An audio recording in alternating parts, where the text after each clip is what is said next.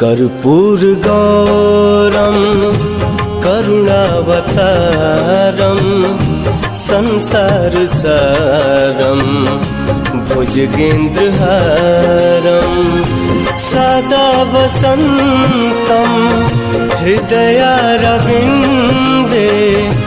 भवं भवानी सहितं नमामि। कर्पूर गौरम करुणावतारम संसार सारम भुजगेन्द्रहारम।